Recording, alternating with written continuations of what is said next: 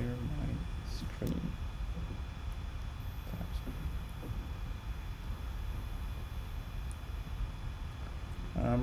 Can you see my screen? Yes. Yeah. Okay. Yep. Cool. So let me just quickly show you what you need to build this week. I already, by the way, I already pushed the new exercise. Basically, these two projects that you need to build. Let me just show it to you. Pum, pum, pum. So this one, this one. So this is the very first one that you need to build. Yeah, right. Give me a second because Figma is opening. This is a very, very basic one. So the text should be in the middle, this one in the middle, some spacing. The image should take the full width. This one should be in the middle with some color, and these three should be in the middle as well. So it's supposed to have some max width, but yeah, we will talk about that. So this is the very first one, and for Thursday, you'll have this page to build. So we would use for Thursday. Sorry. I mean this for Thursday because this is the second lesson for Thursday. But you need to build it by Monday as usual. So these two. Both need to be done by Monday next week. Got it. Yeah. So this one is quick. It's just a few tags and image. You need to play a bit with CSS, just a bit. This one will be more exciting, and so all assets, all images you have here. So did you use Figma before? Figma, no. So this is like a designer's tool, and if you need some asset, you double click on the element, look for the actual image, and you have this image. So you can click export and export the actual image, and you can save it. And the same here, just double click, and you can export it and have it. If you need the fonts, you just check what the font size, what the font family, like all of that, and basically everything. All these icons, you'll be able to export it. Yeah. So are we saying that what you pushed is this template, for example? We need to download that program you're talking about, and that program will help us one by one, like take out the pieces and then redo it on our side. Yeah, exactly. So Figma is, let me just go to their official website because they try to redirect me. Come on, it tries to redirect me. Is it free to use, Figma? Yeah, it is free. Figma. Come on. Sorry, Figma. Yeah. So they have some paid plans, but for you it is free. Like up to 2 editors and 3 projects. 30 days version history. Yeah.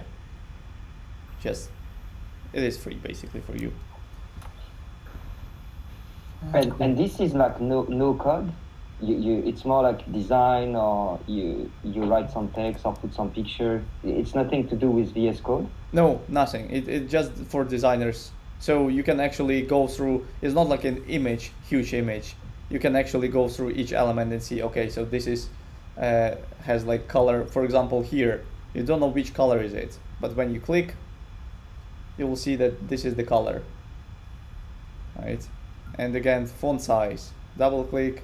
You see that the font size is 24. Thanks. Yeah. Something like that. So it's pretty straightforward. If you will have any questions about Figma, again, don't hesitate to ask. I'm happy to explain. Mm-hmm. Yeah. Okay, so let's go back to what we have for today. We have quite a few things. So who is already familiar with HTML and CSS? A bit. Yeah, a bit, but like very much basic, and I think this was like from 10 years ago, 15 years ago. So Okay. I know it's the basic stuff. Yeah, the latest tech, right? Exactly. Okay, cool. Yeah, so today we will talk about HTML basics, about what is DOM, just very briefly, because DOM makes sense only when you work with JavaScript, but we will just quickly introduce it. About CSS basics, how to create tags, etc., some syntax, some advanced selectors, pseudo classes, pseudo elements. We will talk about what is that, how to use it, etc. Absolute units, responsive units, and browser support. Should be fun. So, does anyone know what HTML means? What it stands for? Good question. Yeah. I know. So this is not actually programming language. It's just hypertext markup language. So you're basically creating markups with it. It doesn't have any logic. You can't build any logic around it. It just you basically dividing your browser, your view into some sections with some content. This is it. It's not a programming, but basically this is how you create in pages. So yeah, hypertext markup language. The default structure for HTML is this. So on the very beginning, so you're creating, let me just open some, or just create any random file. Test HTML. So the file extension is HTML. And here you need to declare basically that for the browser that the doc type of this document is HTML. And then you create in the top tag, because we call tags, all these things we call tags. You create a tag HTML, and everything you want you put inside. So here in the HTML tag we have two main tags. We have head and we have body. So the head is something where you put instructions for the browser. So you will not see anything from the head on the view. It's just for you can inject some CSS files. You can inject some other instructions for the browser, but you will not see anything from the head on the view. Everything you want to render. Sorry, doesn't the kind of the top of the page it would be my test page, wouldn't it? No, so this is header. Yes, sorry. Yeah, you can we will talk about names, but you need to remember that head is just instructions. You will not see, if you put something here, you will not see it on the view. Body is the main tag where you put everything you want to render, like everything. So let's actually do that. So here I have some explanations. So HTML is a root element. All elements should be nested. Then we have head, why it's used. It's a boring reading. If you're interested, you can read. Here I'm talking about some tags inside the head. So the only thing that you might see kind of on the screen from the head is title.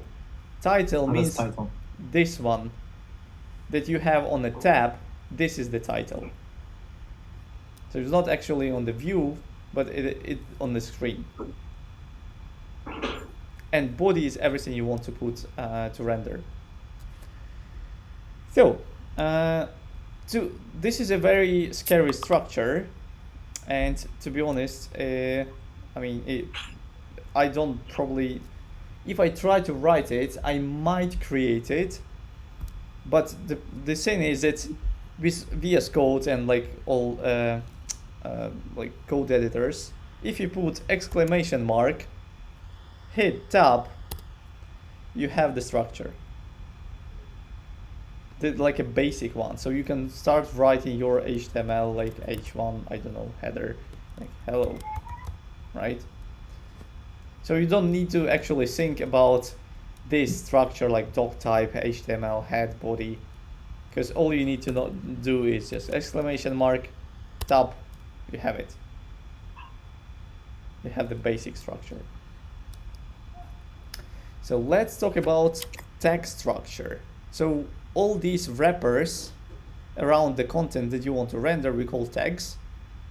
And we have opening tag, we have closing tag, and the content area. And the whole thing, we call it element.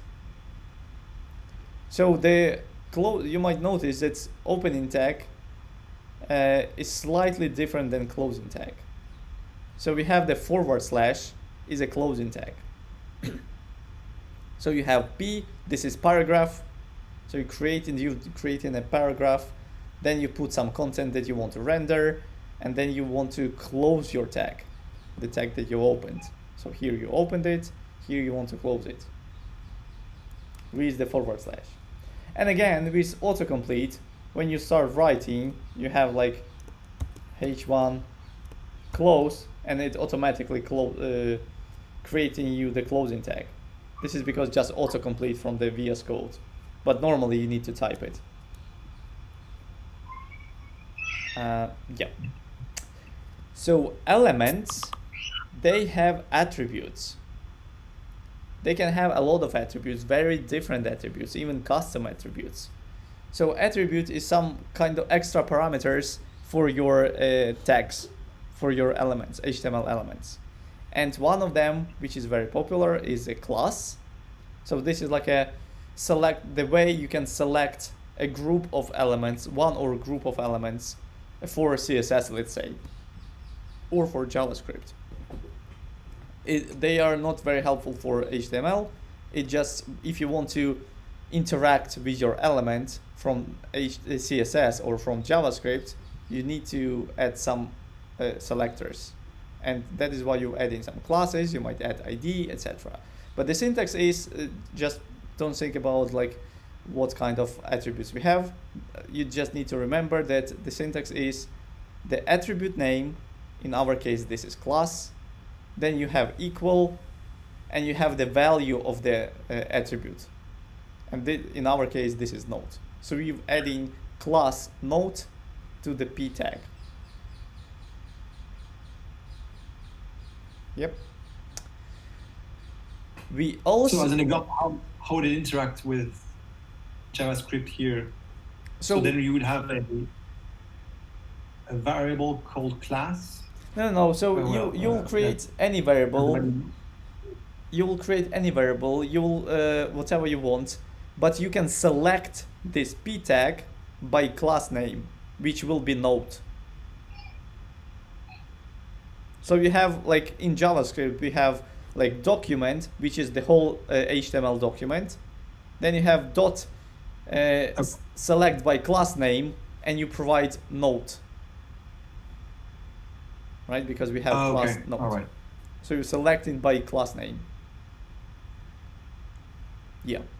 We have a lot of ways to communicate with HTML elements from JavaScript, but we will cover that on JavaScript section.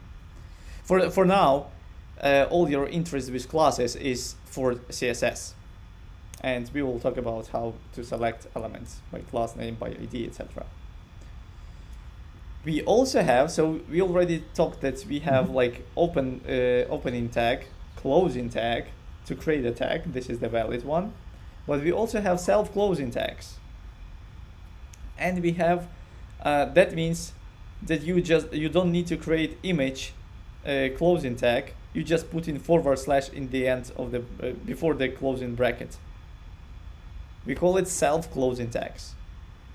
And we don't have many of them. Basically, the most popular is image and input. So image is the image, and input is just a like input, the field where you can provide some information, like a form input for the form. You might notice that here, for example, in image, we have two attributes, right?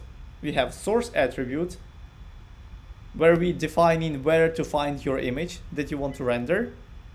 And we have alt attribute. This is the description of your image. So alt attribute, like if you forget about alt attribute, your image will work.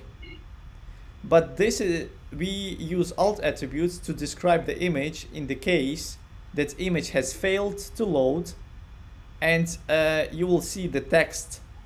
What is that? What the image supposed to be rendered. So even if you failed the image, you still understand what kind of image you'll be able to see there. So let's actually do something. So we have some images here, right? Let me open. Do we have example? So I've created kind of examples here, and we will go through them during the lesson, and you can play with them at home, because I've created like different pages for this. But what I want to show you that if you have an image, so wait a sec, yeah, well, let's close this one. So I create tests HTML. If I create an image, so you can use like short syntax. You can write image, then write, so it's highlighting me like source, and it's already highlighting me images. And then we might, if I put /, it shows me all images that I have in this folder. Let's select some, I don't know, medium. And I will close this tag, right? Save it. Let me just go and open, where's my terminal?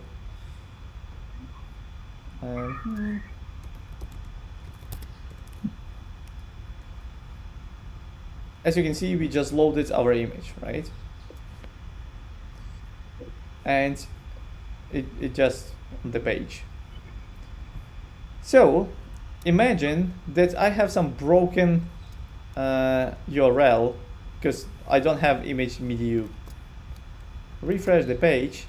I have this broken icon, right? Because it's not valid. But if I put alt and put, let's say, taxi, save it, refresh, I have the description. So even if it's broken, for example, you try to load the image and the internet failed, or the server failed, or whatever, you always see this text. So alt tag, and I think, as I remember, in States, if you're like some big corporation, they might, the government might fine you for not having alts, because it's like accessibility. So for people who's blind and like, for example, use screen readers, and you don't have alt, they can't use and can't understand what is that. So you need to use alt to describe the image. Okay. The here, input, again, we have two, in this case, we have two attributes. First one is type. So we have text, and that means that will be just a regular text. And we have placeholder, which will be like you definitely saw for different forms, like a grayed out text that is inside input before you start typing. When you start typing, it disappears. But before you start typing, you see that like a grayed out text. So yeah, I'll show you all examples in a few seconds. So about HTML tags. So we have like, it's not all of them, it's just the most popular. So we have header, which is kind of it is a semantic tag. So the header is how you create headers. You can use div, and that will be absolutely the same, but semantically, if you want to have a header, use header. You have footer. Again, this is the same as div, and but it's just semantic, so it's easier to read. When you see the footer, then you understand that that should go somewhere down on the page. Div is just basically a block element where you put everything. If you want to group any elements, use div. So when you creating any group, let's say I want to create an article, I create div, and there I want to put some h1 tag with title, and I want to put some p tag, some random text. And I'm grouping this, and I might add some class, I don't know, article, right? And I might have a few p tags inside it. Ooh, we have 2 Ricardos. Yeah. So yeah, I'm switching computers, so I got the 2 of them connected just now. I was gonna shoot one off. I see. Okay. Yeah. So this is how you create in blocks. If you want to group any elements into one thing, you just use div.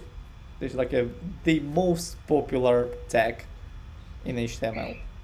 Then P is paragraph, so it's just a random, just a paragraph. So let's actually go to examples. So P tag is just a regular text. Without CSS, it will be just regular text. It's not bold, it's not italic, it's nothing. It's just no stylings at all. This is P tag. H1 to H6, these are headers. So header 1, this is the biggest one by default. So you can restyle it again. With CSS, you can do whatever you want. You can restyle it completely. But by default, without CSS, H1 is the biggest one. So it's bold, huge text. And H2 is slightly smaller, H3 even more, 4, 5, and 6. 6 is the smallest one. Yeah. So the next one is UL, which is unordered list. So unordered lists is, it doesn't have an order. It just uses dots. For example, by default, it uses dots. So when you create some group of elements that are similar, you use unordered list. If you want to have an ordered list, you use OL, which is ordered list. So UL unordered, OL ordered list. The next one is li. So inside in each list, you might want to have list item. That is why li, list item. So inside each UL, let me show you. We have here, we have UL, we have LIs. So when you create a list, you creating UL, and inside your UL, you creating a lot of LIs. This is the default structure. Inside the LI, you can put whatever you want, and that will be absolutely valid. You can create another div, and do whatever you want. If you compare HTML with programming, I would say there is no way to break HTML. You can have any structure you want. As far as you creating opening and closing tags, there is no way to break HTML. You'll just build different structures. But so don't be scared to create many divs or put some div inside any other element. There is no way to break it. There is some good practices how to use it and how to build structures, good structures, but you don't need to think that you can break something. In JavaScript, you will miss semicolon and you can break everything, right? Here it just doesn't care. So yeah, form is basically the wrapper for the inputs. So when you want to have any input, when you want to collect data from the user, you want to have a form. And here we have some different types of forms. So I created, if you go to forms, I created a form, and inside form we have different inputs, some labels, and we will talk about that in a second. But yeah, this is the structure. So we have text input. Remember I said that input type can be text. So text means that you can type anything there, like symbols, numbers, whatever you want. We have type number.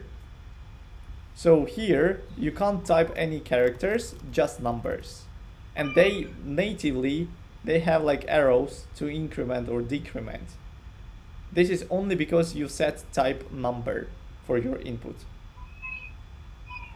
For password, again, just because you set in type password like this,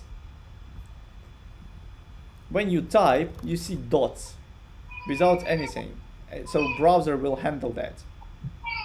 It will hide your password.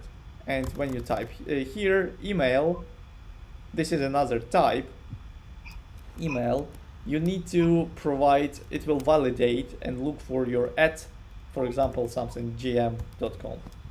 So it will look for that kind of structure.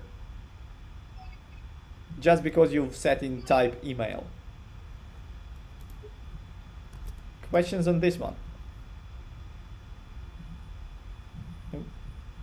Nope. Okay.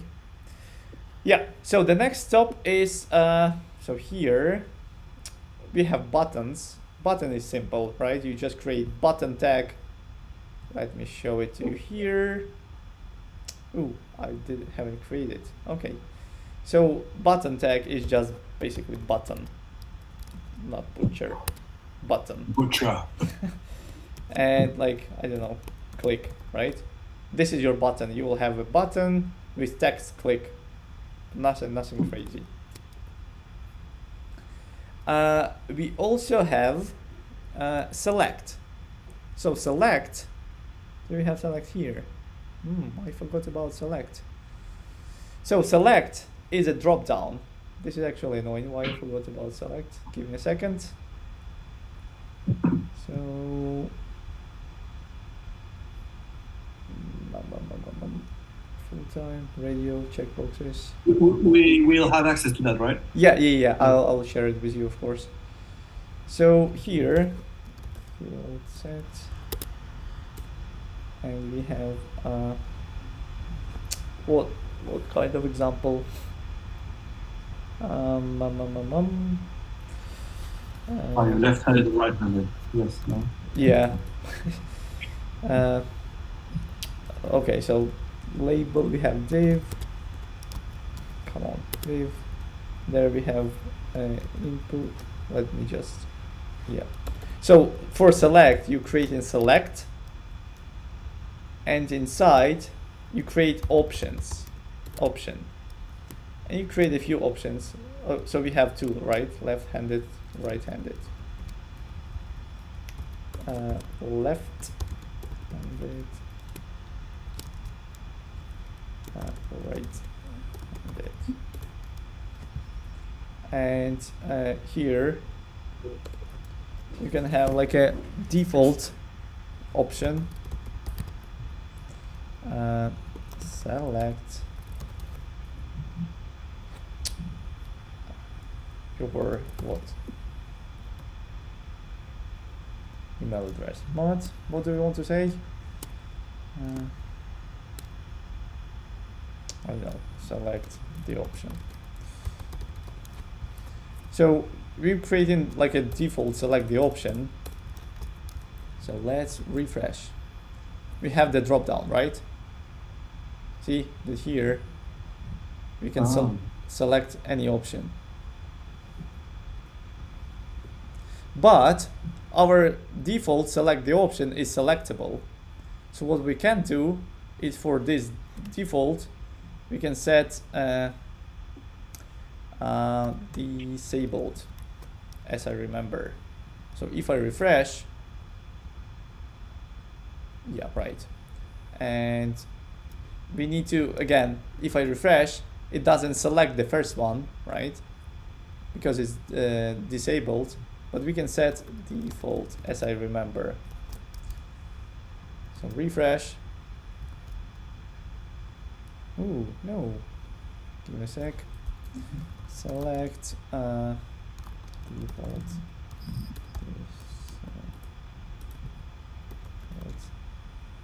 HTML. I haven't used it for a while.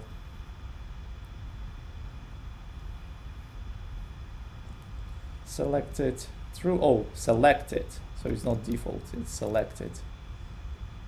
So if you go, say, selected, refresh, yeah. So it by default, it's here, but when you click, it's not selectable. So if you change it, you can't change it back. So it's kind of like a hint when you reload the page, when you load the page, and your user can understand, okay, select the option. When you click, you can select only from these two. So basically, if you submit but you keep it as select the option, it just returns an error. Yeah, so basically, again, HTML is too dumb to return an error, but you can return something like required, add to your select required. So, and now when you try to submit the form, all right, text. We have a few required. Oh, yeah, I need to do it all then. Yeah. AIG.com. So here, for example, if it's in an email format, it also returns an error. Yeah, so basically if I hit submit, oh, okay. We have some patterns. Sorry, I decided to create some sophisticated inputs. So yeah, see that we have a pattern that's supposed to contain numbers, characters and numbers for password. And I put required. You can avoid this and you will not have this pattern, you will not have this required, you can avoid it. But let's say test 1, 2, 3. So if I try to submit, oh gosh. What's wrong? Don't worry about it. No.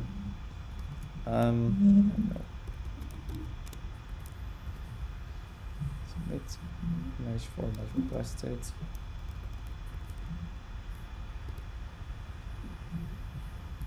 God damn it. Okay, let's comment it out for a sec. Refresh. All right. No, one sec. Yeah. So test 12. Anything. And if I hit submit, yeah, it says please provide. So if I provide anything, it says that it should contain @ and then some domain, g.com. Yep. So now it's valid. And now if I hit submit, it says please select the item. Right. So when you select, it will be just submitted the form. It's reloaded the page. Mm-hmm. Yeah. So this is select. We also have checkboxes. So again, you still have just input. Where is it? And the type checkbox. So the only difference, see that select, because it has multiple options, it is a different tag. It's not input, it's select, and you have options inside. But for the rest, you have just input, checkbox, and you have checkboxes. And for this one, this is just radio. And you can use radio buttons. And here it is working, so I'm switching. Let me show you an example, because this is a very common mistake when you start creating your radio. So I have two radio buttons. So if I select first one and click on the second one, I'm able to select both. And this is because these two, they don't know about each other like at all. And they, to explain them that they are actually belongs to one thing, we want to use name. Sorry, where is it? we want to use name, which will be the same for both. Then it will understand that this is a one thing, and that will switch between both. It will not allow you to select two, but you can just switch between them. Right. The next thing is input again, but calendar type. So natively you have a calendar just because you have input with type calendar. It's very, very simple. Yeah. Also, we have input color that gives you that kind of selector for the color.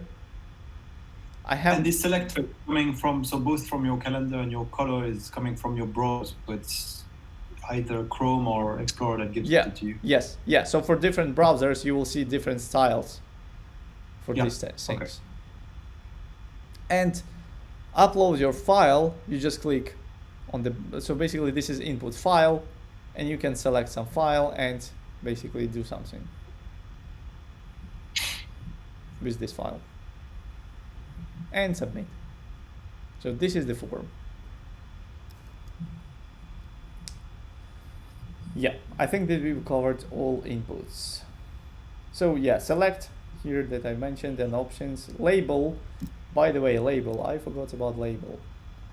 So here we have labels, and this is like it looks like just a regular text.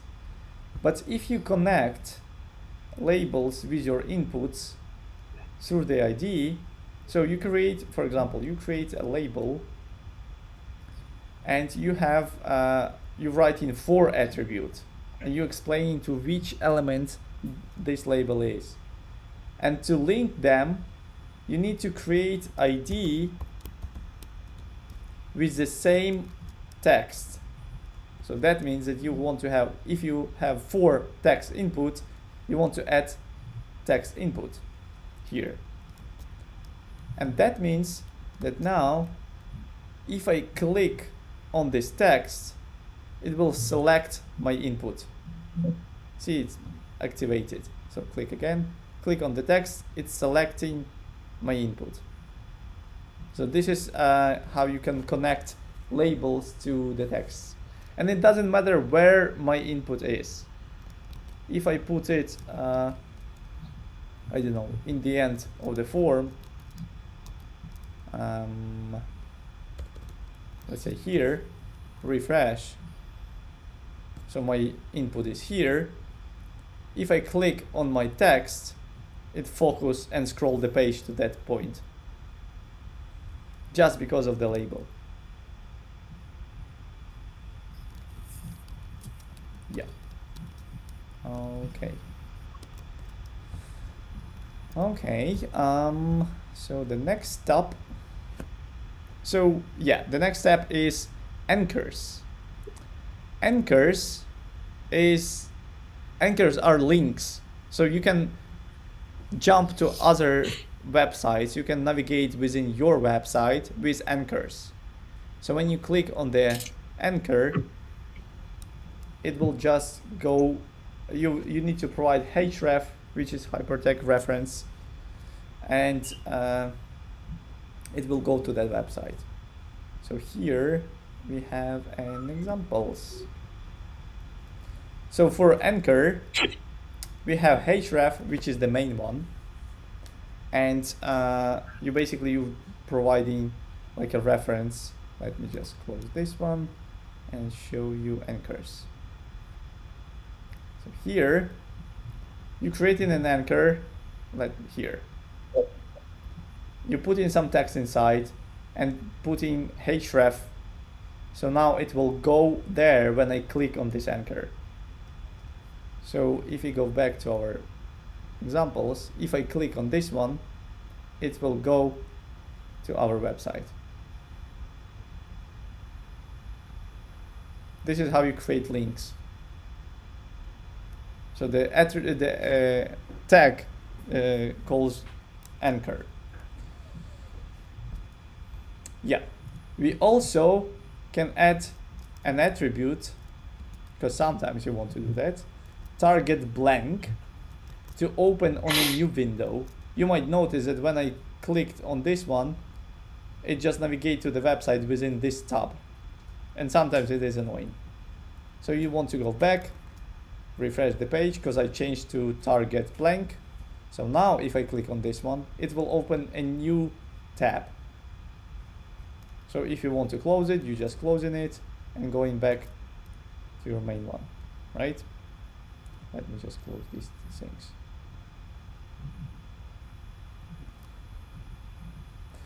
So anchor also can have like prefix mail to.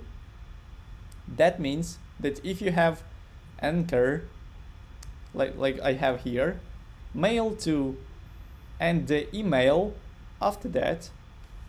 So when you click on this tag, it will open your default email application. So when I click, it will ask me to open the mail application, and that will open it with the email, so I can type just the message. So I don't need to provide an email, etc. You just click on the link and can type. And the same, we have tel, the prefix tel, and the phone number. This is actually very useful, because on the browser, on the desktop, it's not very useful, because it's just not useful. But when you browsing on your mobile device, go to the website and you see some phone number. Let's say, let me just put this one there. Save. Refresh. I have a phone number, and if I want to call this person on the mobile, normally if you have just a text, you need to select the text, copy it, go to your dialer, paste it, and call it, which is very annoying. And I hate such websites that they have this. With just a simple tel, when you click on this anchor now, it will open your default dialer on your screen, on your phone, and you just click on the link, click call. This is it. It's much better user experience rather than just text. Okay. So image, for images we have source, as we already discussed, where you provide in the URL to your image. And we have some source set where you can provide specific sizes for different screen sizes. So you can kind of tailor it. And why we doing that? Because, for example, if you're loading, somebody's loading your website on your on the mobile device, and the screen is small, and you have like 4K super crisp images, which takes like 3 megabytes, and you don't want to just I don't know, just load 3 megabytes on the phone, because they use like internal mobile internet. So you want to reduce the traffic, you want to make your site to load fast. That is why you just use the small version of the same image for the small device. And you create 3 images on your images folder, and for different sizes you just use different images. And here I have an example of that.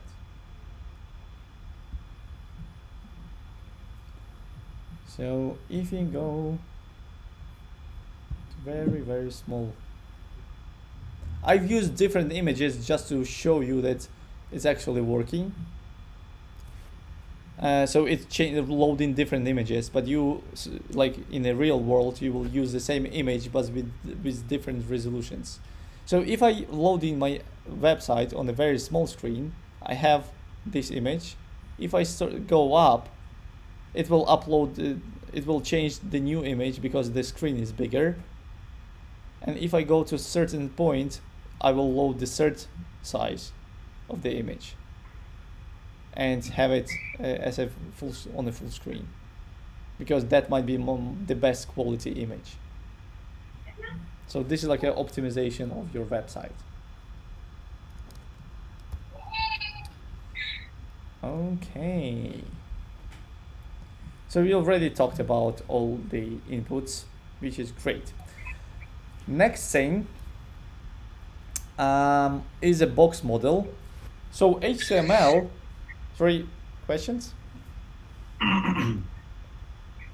No? Okay, so box model. For HTML, every single element is a box. So when you create any element, it is a box element. And even if you style it to look as a circle or triangle, it's still a box. So I will show you here. For example, give me a second. Where we are? We're here. Did I close? Yeah. So we are with our taxi, let's say, and I have the article. Save it. Refresh. I have the title, and let's say, I don't know, I want to create a div with class circle, and I will create some stylings for it. I will talk about stylings. Don't worry about this syntax that I'm writing now. Circle, just width, 100 pixels, and height 100 pixels, and background color green. This is what I want. Okay, refresh. So I have a square, right? 100 pixels, and background green. Oh my gosh, why my laptop is so slow? Give me a second. Crazy things are happening here. Okay, so as you can see, this is so basically it is a square. It's just a square. I probably need to change to some, let me change it to gray. Gray probably will be more readable for us. Gray. Refresh. Yeah. So my circle is this one. So if I style it and make it, you can see that this is a square, but if I style it to border radius, to make it as a circle, right? It's still a square, right? So you have empty corners, but it is a square. So every single element is a box. So here you can see on the page this box model. So what it means that every single element on the page has margin, border, padding, and content areas. What it means for us, that margin is an external spacing. This is spacing between the element and other elements. This is external spacing. And you can see that the color for this is orange. So if you, when I'm inspecting the elements and see the colors, I already understand that this orange is margin, right? Next one is border. In our case, we don't have border, but we can set it just to show you. Let's set border 2 pixels, solid green. Refresh. You can see that we have green border, and we have now here border has 2 pixels on 4 sides. And the next stop is padding, and padding is green padding. I don't know, 10 pixels. Refresh, and you can see that padding is green. And if you hover on the element, you can see that the green area is our padding. So even if you don't go through it and do not read the code, you can see that, okay, so orange is margin, green is padding, etc. So it's very easy to read and understand just by colors. So this is a box model. And yes, we have, the next thing is that we have three questions. None for me, no, thank you.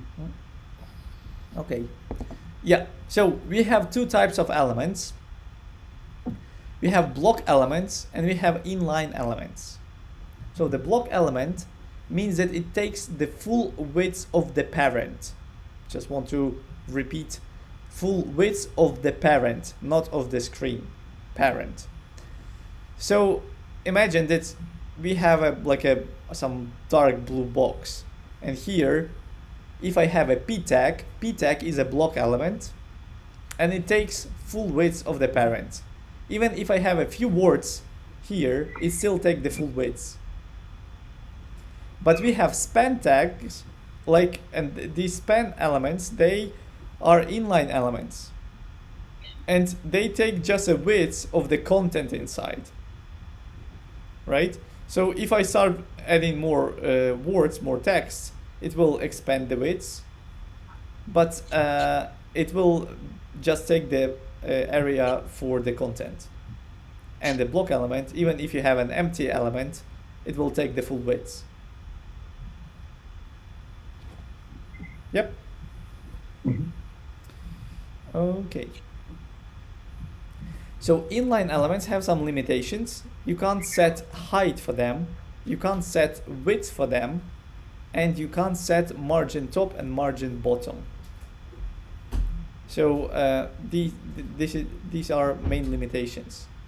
If you, with CSS, you can change inline element like span to be a block element. You just change display block and this is it. But this is CSS, and you can do whatever you want with elements, with HTML elements with CSS. Okay, here we have some periodic table of elements. If you're bored, we have a link for this one.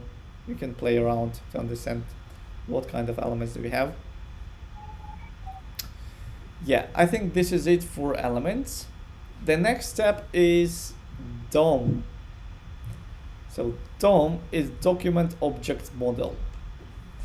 And it's actually that browser creates for you based on your HTML. So you write your HTML, you create HTML file, and you create your structure, etc. But the idea is that browser engine will take your HTML file and interpret it. It's not rendering your HTML file. It's like you take a book, you read it, and try to tell what this book about to your friend.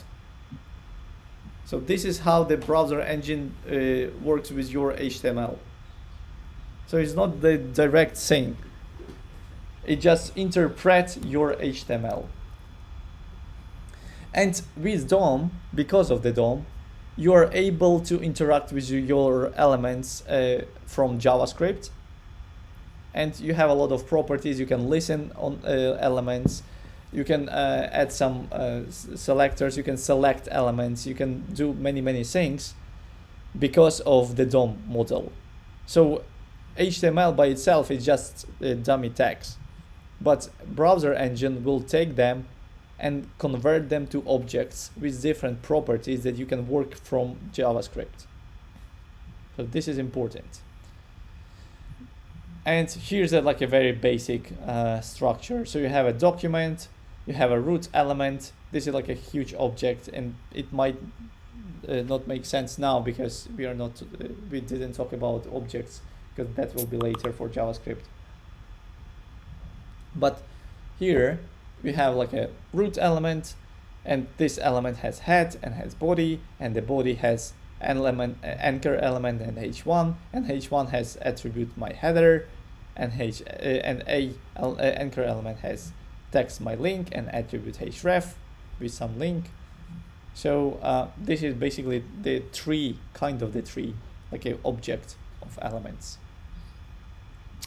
Yeah. So when you say creates a DOM, are you saying as soon as you put a document, whatever format it is, like a WordPad or whatever, into an HTML format, and you use your Explorer or your Chrome or your Brave to open that, what you see, what the render, what the output of it is a DOM. Is that yeah, exactly. Yeah. Okay. So again, you give into your HTML to the browser. Browser will read it and interpret it, and this is what you see in the browser is a DOM. Got it. Thank you. Yeah, and just to show you that this is how it works, I want to show you here some examples. We have open and closing tags right here. We have P, open, closing, open, closing, open, closing. But if I mistakenly forget about closing tag here, right? Oh my gosh. Can I say without autocomplete? Probably not. Give me a second. I need to switch off my my settings. What is the formatting? On save. Is it on save?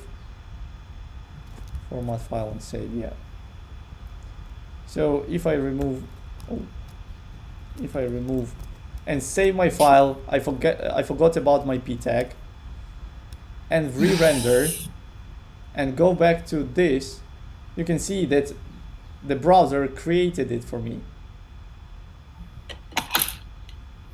It's not always right, and sometimes it's very, very wrong with its guess, but it tries to autocomplete and fix what you missed.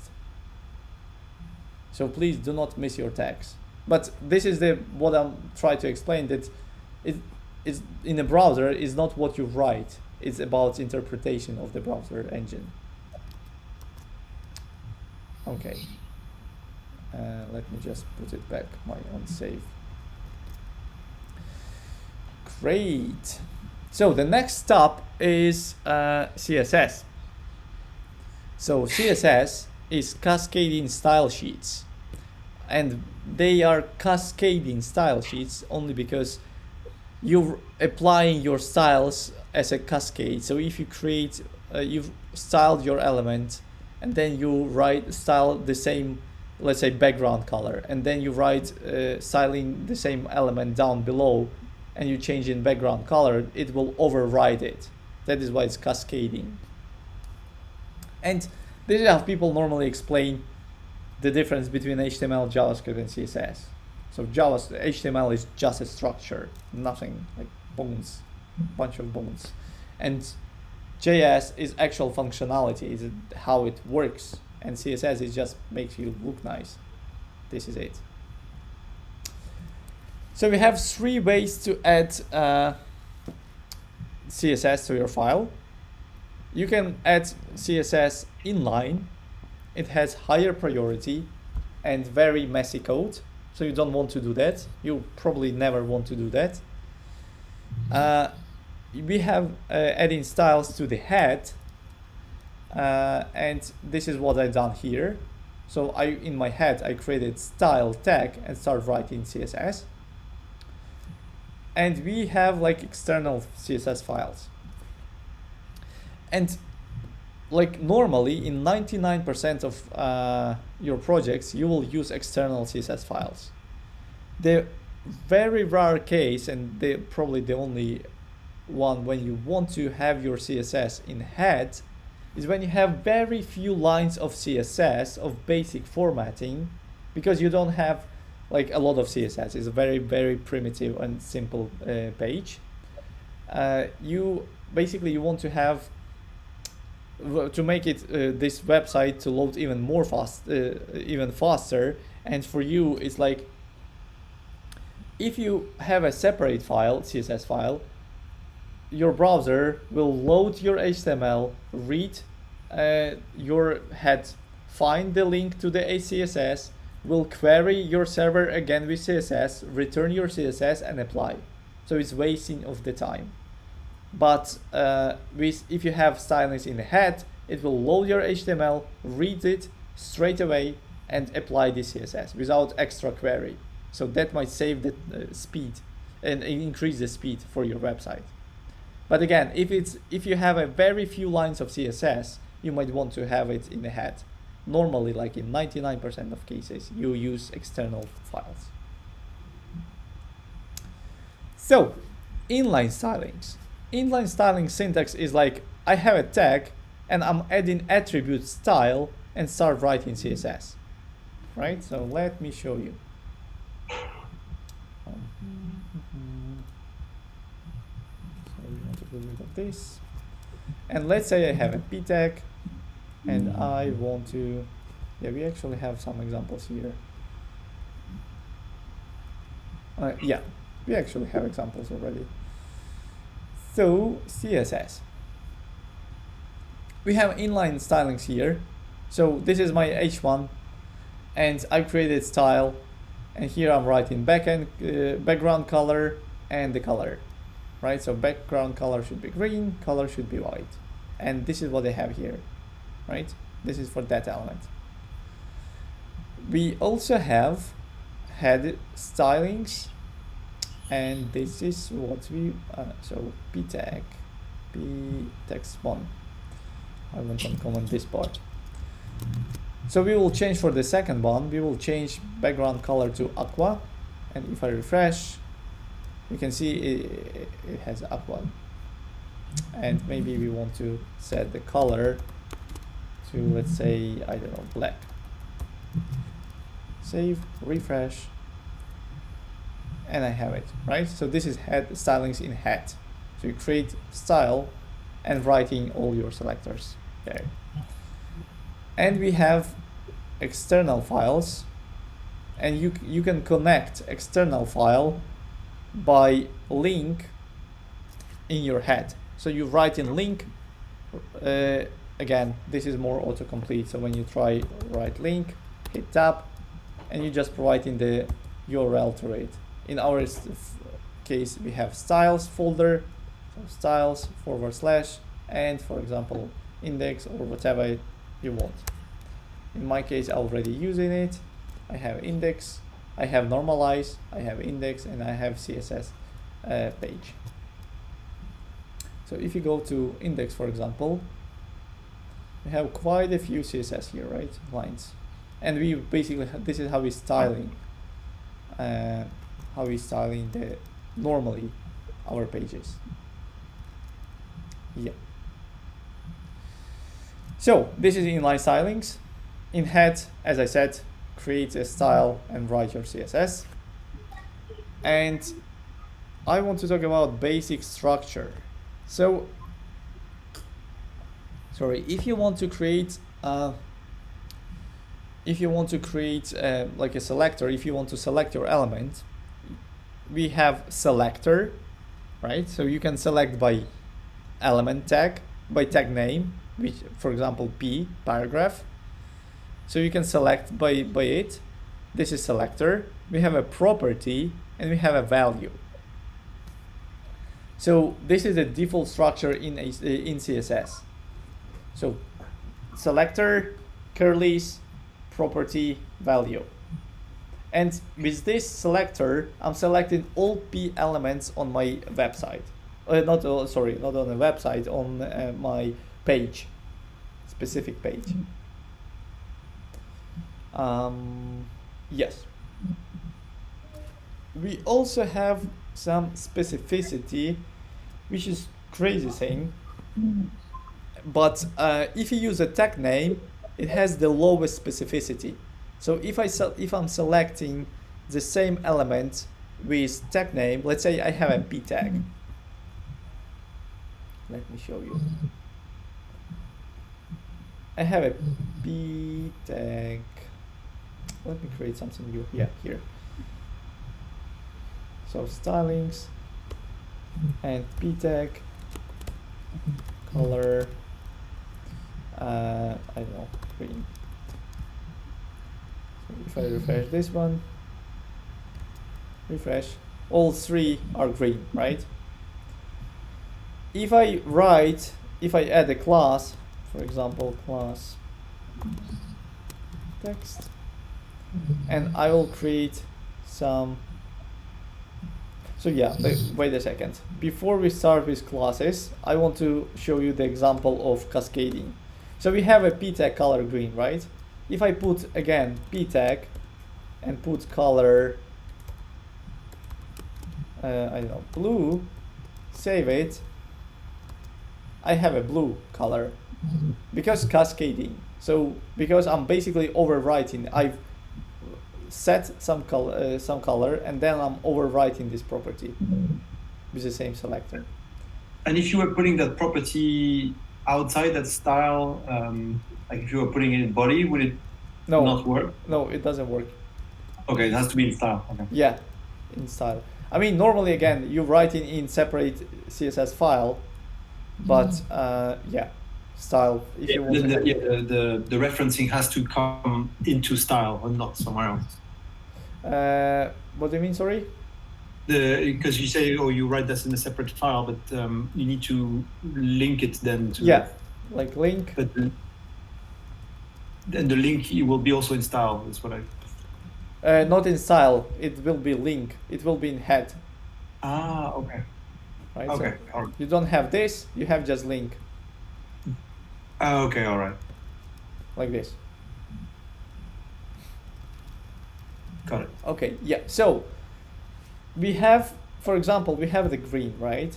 And just to show you that this is not cascading, I want to select text and set color blue. So I'm selecting, so tag name, the tag selector is just a tag name, it's just P, nothing else. If you're selecting by class, you use dot. So you use dot and the class name, text in our case. And so let's try and go here, refresh, and you can see that the first one is a blue. This is because the classes have higher priority than just tag names. So tag name is the lowest priority, has the lowest priority, then class name, and then ID. And ID, again, let's create another one. To select by ID, you add in some ID. Sorry. ID and, I don't know, main text, for example. And here, to select by ID, you use hash. And the main text. And here, I want to have color, I don't know, pink. And ID has the highest priority.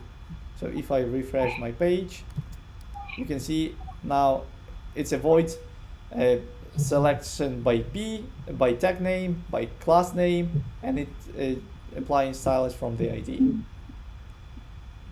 Yep.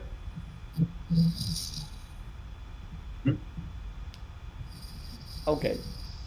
So the next thing is if you want to override and avoid all these priorities, etc., you can use important. So if I put important attribute to my P, it will avoid all these stylings. It will just set the important and use the green for all of them, right?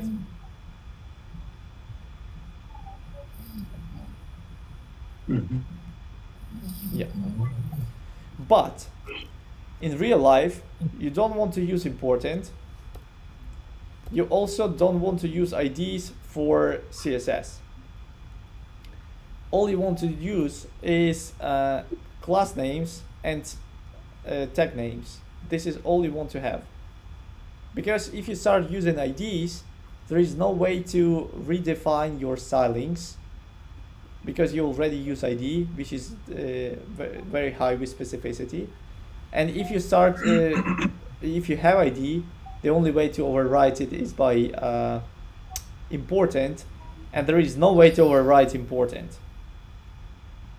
So that is why you just don't want to use IDs and important for stylings. Use classes and tag names. Yeah.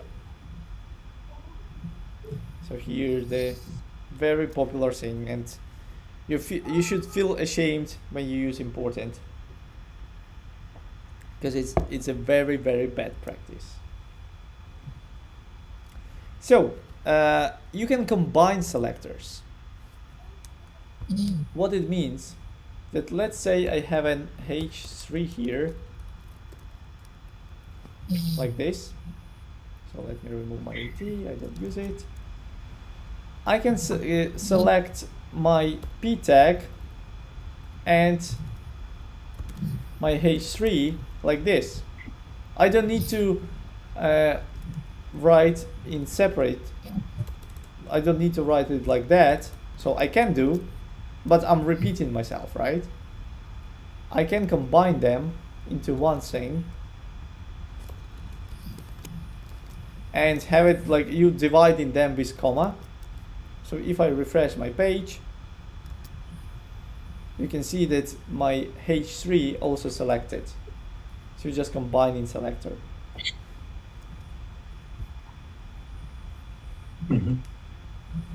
Okay. So color systems. You might notice that I use like green, blue, pink, etc. But it's probably not the best way. I mean, we don't use it in production. We have RGBs. You might see that if I'm hovering, it's showing me the RGB. We have hex colors, which is with hash, like 6 numbers or letters with hash. We have HSL, which is hue something, which I've never seen in production. And yeah, so RGB is the thing that people again don't use. So normally you use hexadecimal colors like this. You write in your colors in this manner. But we also have not RGB, but we have RGBA. Give me a second. And RGBA is actually very important one, because with RGBA, A stands for alpha channel, so you can add some opacity to your color. So your color can be greenish, like 50% of the pure green, or like 10%, or I don't know, 5%, or 99%, or whatever, or 99.99999%. So this is RGB. So normally you have hex colors with hash or RGBA if you want to have transparency. Like, yeah, transparency. CSS units. This is a crazy one actually. Absolute units. Where is it? Yeah, we'll talk about that in a second. They have, so here, if you go to this link, that should work. Yeah, we will talk about that in a few seconds. Let me just find, where's the text block, single classes. Yeah, absolute units. So we have centimeters, we have millimeters, inches, pixels, petas, and picas. From all of these, you'll use only pixels if you need. So this is they are absolute units. Let me just show you. Yeah. Wait a second. I suppose you do. Elements, absolute units. Okay. Yeah, we will talk about them in a few moments. Okay, let's keep it for now. So the next step is advanced selectors. We already discussed about tag, class, and ID, but we can be more specific. And you can use and concatenate multiple classes and multiple IDs. Sorry, you can't have multiple IDs, but you can concatenate class, a few classes or tag name, etc. You can combine with dot. So that means here I have a few examples. Advanced selectors. So if your element has two classes, let me show you concatenation. Where is the concatenation? Medium. Wait a second. Pum, pum, pum, pum. Right. So we can concatenate classes. Let me just show you in the HTML. Where's our HTML? Index. Pum, pum, pum, pum. From CSS.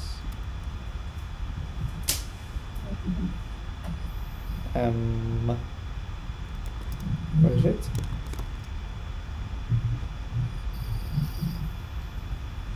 A second, it's just very slow.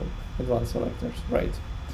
Okay, yeah. So we have medium.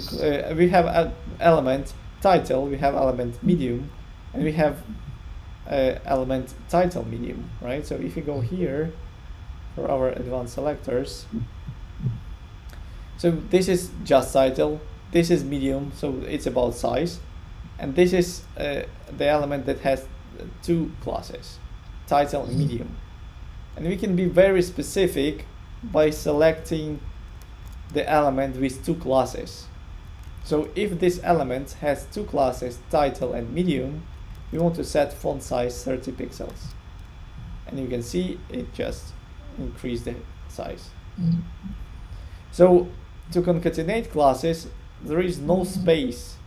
You just write in as a one string. You just have dot title, dot medium, right?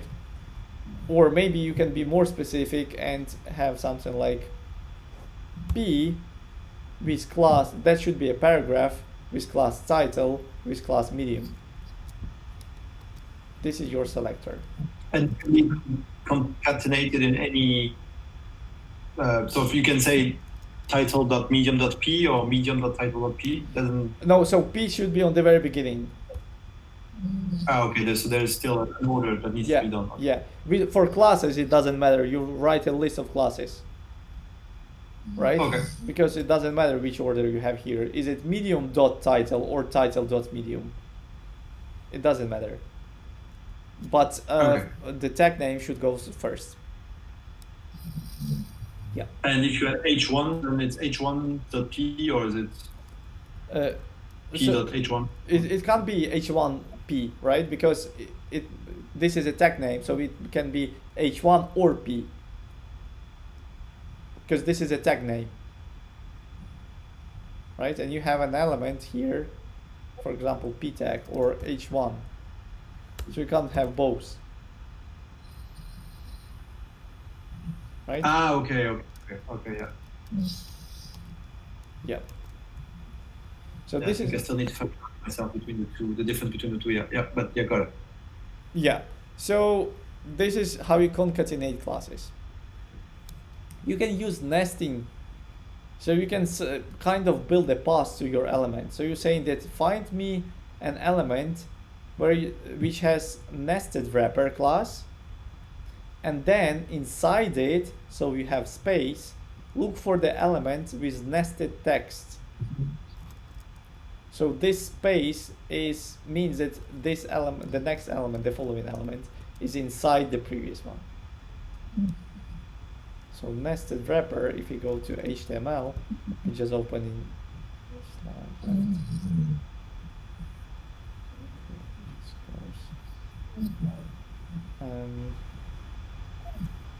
anchors, sorry, not anchors, selectors.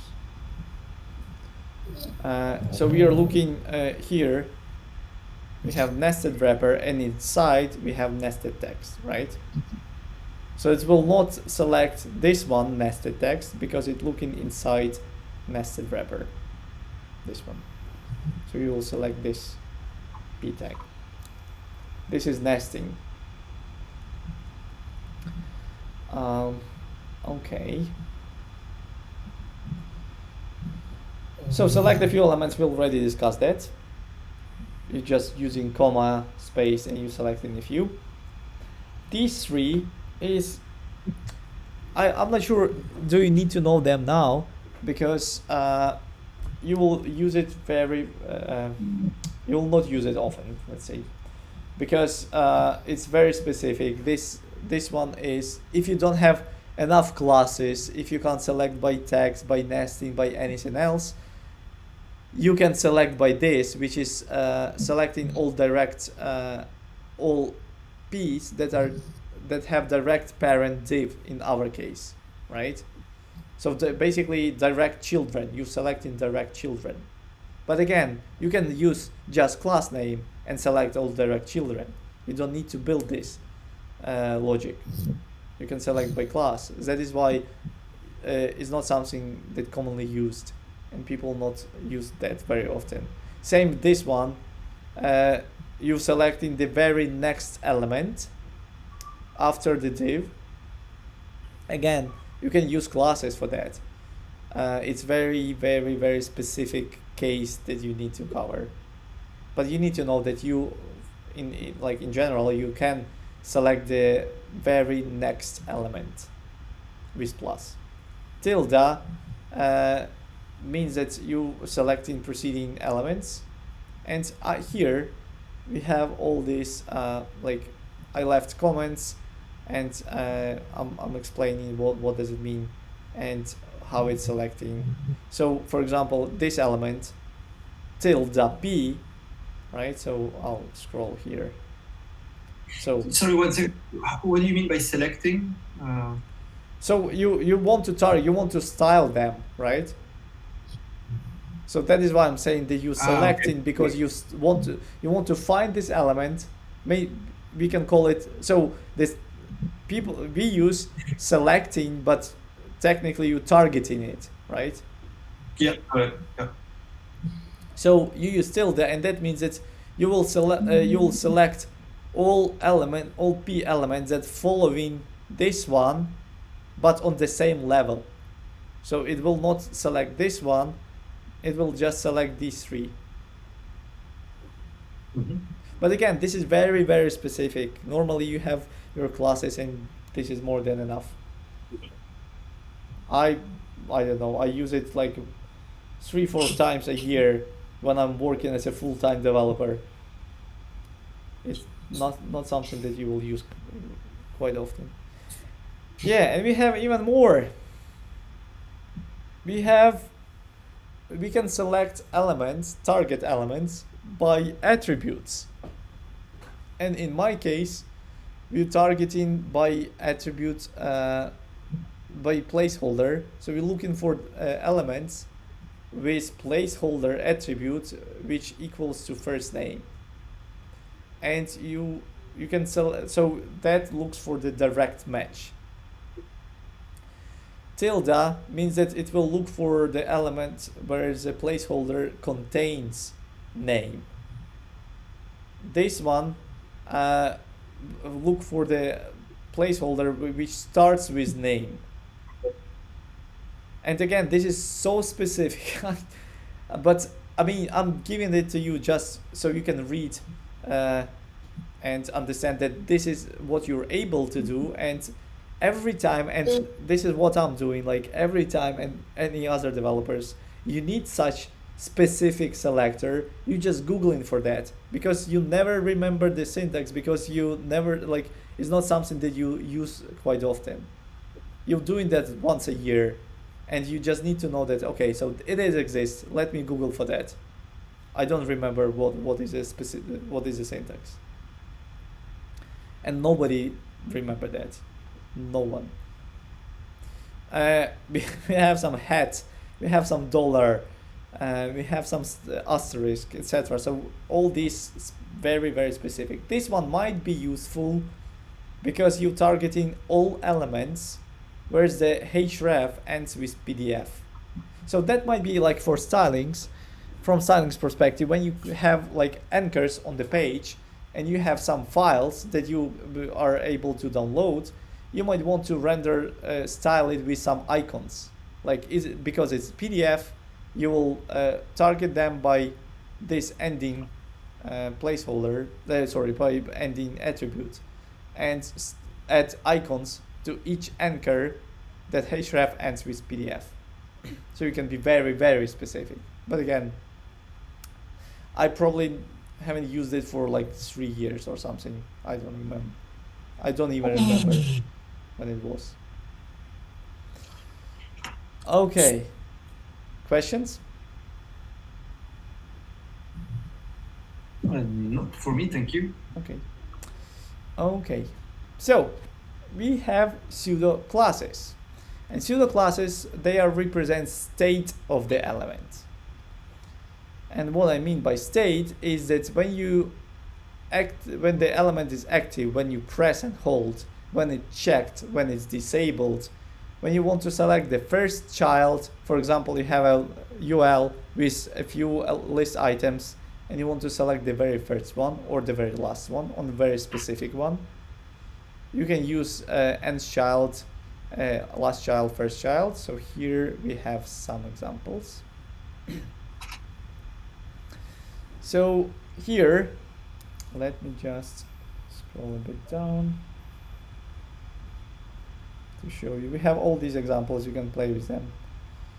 So active, for me, if I press and hold, I make it smaller and change the color, right? So if I release, it goes back. So this is active state. Checked. Let's say I want to style and set label. I want to cross my label when my input is checked. So here, if I press checked, it crosses my text. So I'm styling it, right? If I tick, I can do that. So this is a pseudo class, and you can checked. Disabled, again, it is disabled.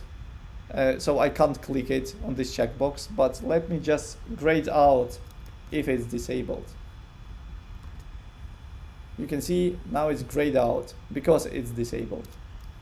So if I remove, for example, let me just open this one, pseudo classes, over here.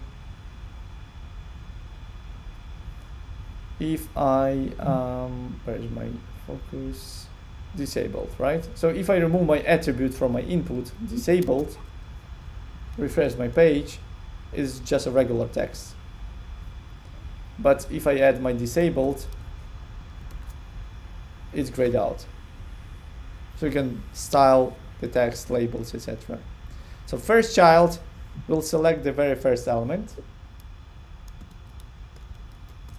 So let me show you. It's selecting the very first element. So you have like your li, you have your list, right? This is my list, ul, first child. Then I have li inside, so I'm looking something inside and selecting first child and style it. I have the same for last child here. And I have something for nth child, so I can select the second child, specific one, right? So I'm selecting second. But I can build some more sophisticated logic, because I can set that every second starting, this is offset, starting from the third one. So if I refresh, I'm starting from the third one and selecting every second. I can build such logic as well with selectors. So focus, let's add focus. I'll show you. If I hit tab, I will focus on the element and it became green, right? If I lose focus, it becomes blue, right? Again, green and the blue. So this is focus state. Hover is probably the most popular, because you can change it. So if I'm hovering on my H3, I want to change color to coral and cursor to pointer. So now my regular text, when I hover on it, has a different cursor and change the color, right? So this is why I'm saying this is very popular, because you're normally styling links in different way when you're hovering on them. And we have visited. Visited is when you have a link and you visited that link, that will recognize it and will say that, hey, you've been there, that is why it's grayed out, for example. Let me change to something crunch. I don't know, maybe. Yeah. So now it's regular link. If I go there to this page, it's loading my page, right? Close. And if I refresh, I see that now it's grayed out because it's visited. Ricardo? Yes, here. Yeah, you're okay? Yeah. Okay. So, yeah, this is visited. So basically these are pseudo classes. And you can basically style by state your elements. We also have pseudo elements. Even more fun. So you can kind of fake your elements. You can, without creating a HTML element, you can fake it. So what I mean by that, so pseudo elements here, let me just open pseudo elements.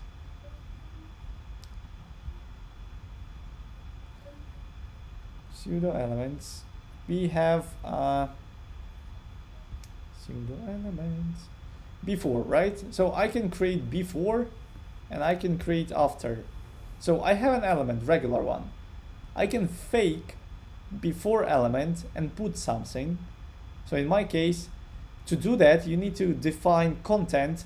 It should be empty, or you can provide some text inside. But normally, when you create some, like, I don't know, you want to create a triangle or something, you still need to provide it, even if you don't pass any text. You need to define it and as an empty string. And then you have display block and green border top. So if I refresh, I just faked this first element, right?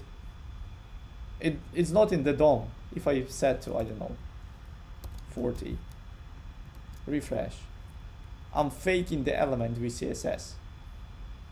And I can do the same with after. Refresh, I'm faking the element after without any DOM, without any HTML tags. I'm just faking it. I can do whatever I want here. So before, after, first letter. This is a fun one. Because so with faking it, it's actually, it is happening, but it's just not on HTML but on CSS. Yes, and you can see them here. If you inspect, you see the colon before. So this is a pseudo element. Yep. And the same for after. We have after. The next thing is first letter. So this is more for magazines, for some publishers. You can style the very first letter without any, so you're not selecting your L, right? You can wrap your L into span probably and style it with like a tag name or just with class, right? So you can do something like this, first letter or something like that. But you get in a string dynamically. You don't want to do this wrapper.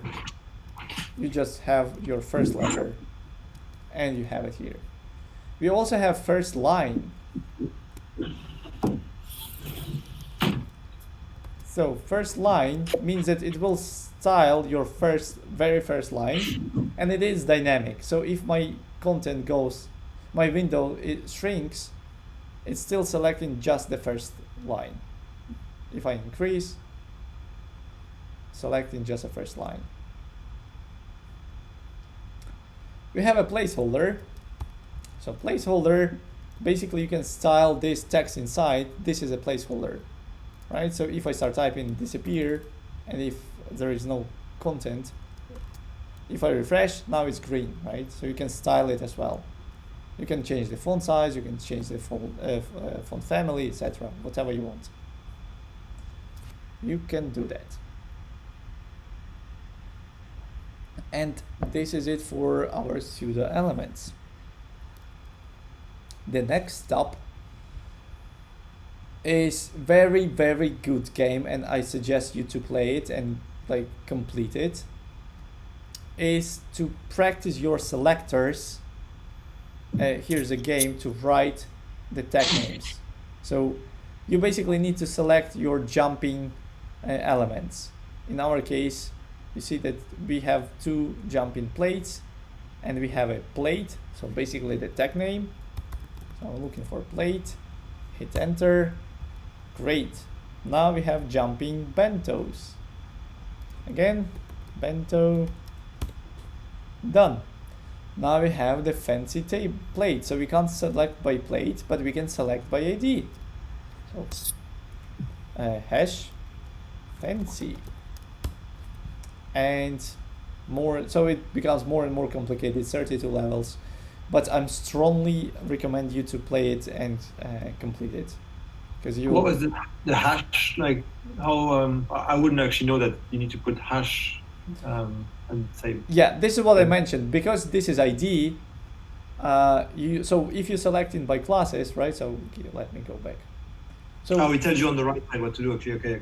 Good. Yeah. So p tag is selected by name, by tag name. Dot, I don't know, text selecting by class, right? Or hash, I don't know, main, select by ID. So this is 3 ways to select by tag name, by class, by ID. Right, okay. Okay. Don't sleep, Ricardo. Sorry. Okay, the next step, let's quickly talk. So this, oh, sorry, too many colors. Okay, give me a second.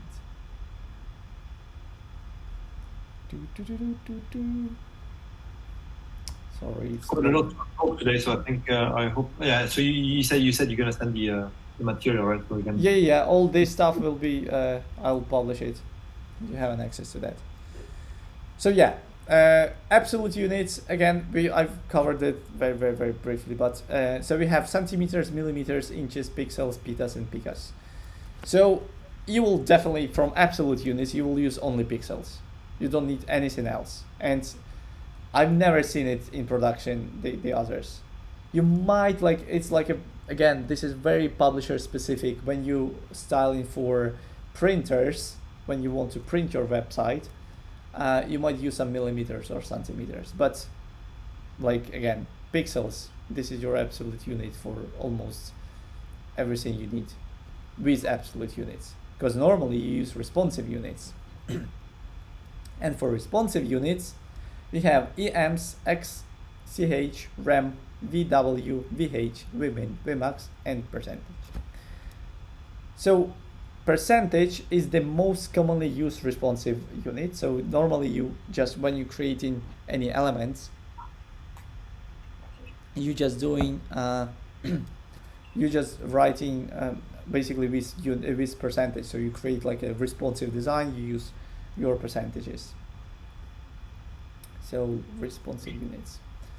What I want to show you here, we have Vmin, Vmax, VH, and VW. So VW means that viewport width, and it is responsive. So if you change your viewport, it changes the value. So let me show it to you. EMs, not EMs. I want to show you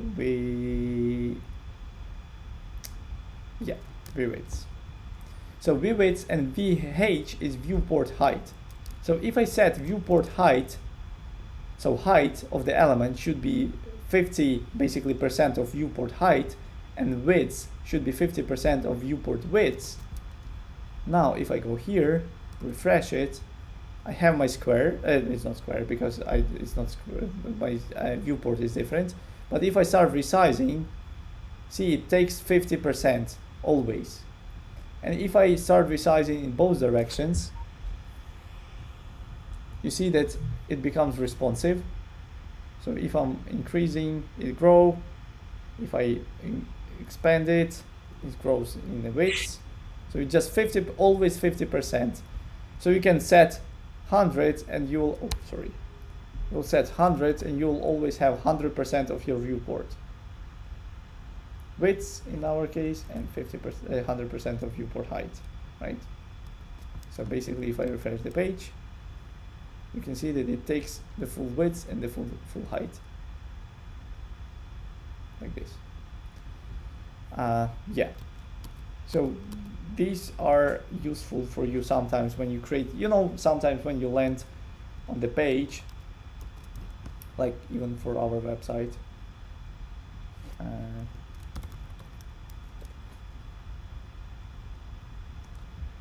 This one is always has like 90%, I think, of the viewport.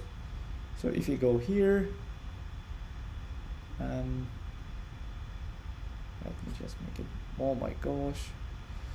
So yeah, it is responsive. So if you start changing, it takes 90%, I think. Let me just inspect. Yes, I remember. And this also helps when you go on the mobile. Does it also apply here? Or when you have a very specific thing on mobile? Yeah, no. So it's still like viewport. So if I go to, let's say, I don't know, iPhone X, I've changed it to, I believe, let me just inspect, but I think I changed it to 100%. Okay. Oh, min height 105. Yeah. Right. So we still want to keep these like upcoming courses in a view. That is why we're positioning it like that. So you can scroll and see. Yeah. So that's why it's very helpful. So it doesn't matter what kind of screen we have, our user have. We just have 90% of the screen viewport size. Okay. So vmin, this is I've never used that, but this one is based on the min, the smaller size of your viewport. Let me just refresh. So because my smaller size is height, it takes 50% of my height. But if I start resizing, now it's shrinking because the smaller size is my width. So now it takes the small, based on the smaller side, sorry. And the same for Vmax. It will be based on the bigger side. So if I uncomment these two,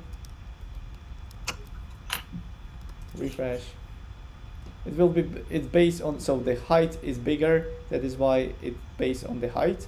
If I start expanding, it starts growing because now the width is bigger than height. So you don't use it quite often. Normally you have your VH, V widths. Also, we have RAMs and Ms. I will not talk about X and CH because nobody uses it, so don't even care about them. But EM we use for font sizes, and RAMs we also use normally for font sizes. So RAM font size is based on the root font size. So if you're on for HTML file, for HTML tag, if you set font size, I don't know, 10 pixels, and then anywhere on the page you will use like 2 RAM, it will just take your root size, so 10 pixels, and multiply by 2. If you have 5 RAM, it will multiply by 5, so it will get 50. So you kind of have the scale, you create like a default size and just multiplying that everywhere, just to keep the consistency. Amps is more tricky because it set the height, the size based on the closest defined size. I need to show you because you'll never get what I mean. So let me. We have text. Yeah, we have text here. Okay, let me wrap it into one more div.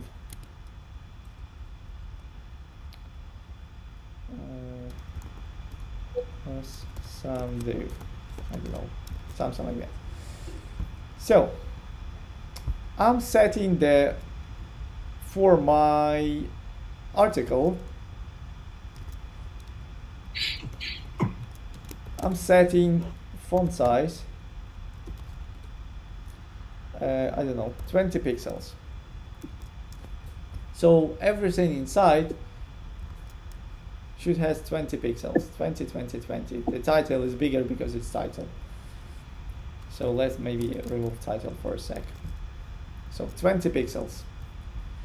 If I set to my H3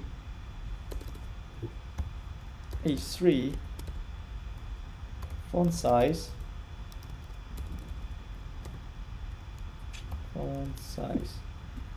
set to 2M, it will take the closest defined, to the parent. It goes through the hierarchy to the top and find that my article actually has some definition for the font size, and it is 20 pixels. So in our case, we will get 40 pixels. Oh, it doesn't work like that. Okay. Yeah, so we will get 40 pixels if I refresh. Did I save?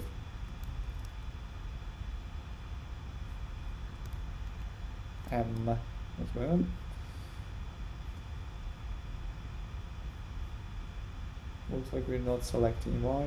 Oh, right, because it's not a class, right? Yeah, twice as big. So now it has 40 pixels. You can see that the font size here to M, right? But if I set my font size to my P inside here, right? So let's say also 2M. Let me check. Font size 2M, right? So this some random text inside div. So refresh, also 2M, right? Same as my H3. Pretty straightforward.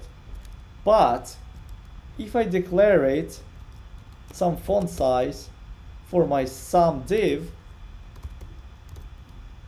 and set it to 2M, this 2M will be based on this one. And that means that if you have for this one, for some div, it will go to through the hierarchy and find 20 pixels, multiply it by 2, we will get 40 for the container, and now these 2M will be based on the closest defined, which is this one. So in the end, we will get 80 for this text, like that. And to make it smaller, I can, if I set 1M, it will be 20 as everyone else. And if I want to make it smaller, I can use 0.5, and that will be 20 pixels as the first text. So it's a bit more tricky because you need to understand where you defined your font size and how to keep the hierarchy. Does it make sense? Yeah. I guess the exercise, hopefully the exercises will kind of rehearse it and help us. Yeah, so for HTML CSS, we have like it's kind of open exercise, right? So we need to build it. But in example, I'll provide all these code examples so we can play with them and understand how it works. Cool. Yeah. Okay, okay.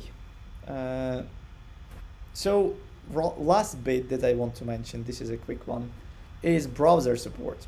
So we have, for stuff that we discussed today, you shouldn't worry about anything because all browsers support such things. But for later in the course, we will talk about CSS Grid, we will talk about CSS Flexbox, and that they have some properties that are not supported by all browsers.